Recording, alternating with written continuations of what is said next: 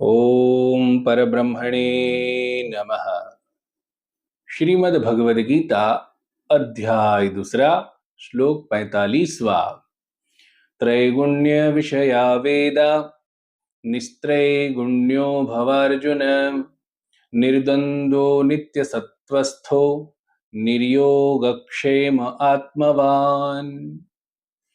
भगवान श्री कृष्ण कहते हैं, हे अर्जुन, त्रैगुण्य विषया वेदाः, तीन गुण है, सत्वगुण, रजोगुण और तमोगुण।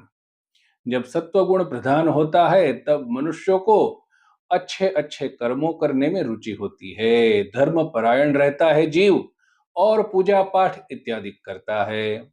जब रजोगुण प्रधान होता है तब सजने धजने में रुचि होती है, अच्छा दिखने में, अच्छा देखने, अच्छा सुनने में रुचि होती है, मन को जो प्रिय लगता है वही वह करता रहता है। और जब तमोगुण प्रधान होता है तब मूढ़ अवस्था को प्राप्त हो जाता है, क्रुद्ध हो जाता है, निद्रावश हो जाता है, इत्यादि इत्यादि। तो ये तीन प्रकार के गुण हैं और तीनों प्रकार के गुणों की अभिवृद्धि जिसमें हुई है ऐसे लोगों को त्रैगुण्य कहेंगे।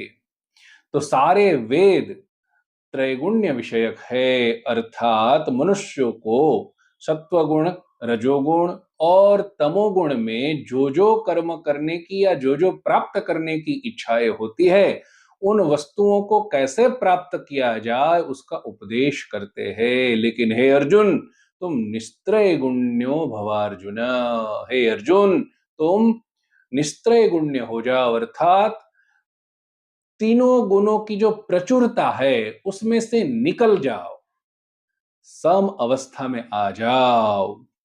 निर्द्वंदः, जैसे कि पीछे मैंने कहा था, सुख दुख समे कृत्वा लाभा लाभो जया जयो, सुख दुख, लाभ हानि और जय पराजय को समान कर करके नित्य सत्वस्थ, तीन गुण में से किसी एक गुण में तो तुम रहोगे ही, लेकिन तुम नित्य सत्व गुण में स्थित रहो और आत्मवान, आत्मपरायण हो जाओ। कैसा आत्मपरायण? निर्योग क्षेम आत्मवान। जो प्राप्त नहीं हुआ है उसको प्राप्त करना, उसको योग कहते हैं। जो प्राप्त हुआ है उसको संरक्षित रखना, उसको क्षेम कहते हैं। योग और क्षेम दोनों की लालसा से रहित आत्मपरायण तुम हो जाओ।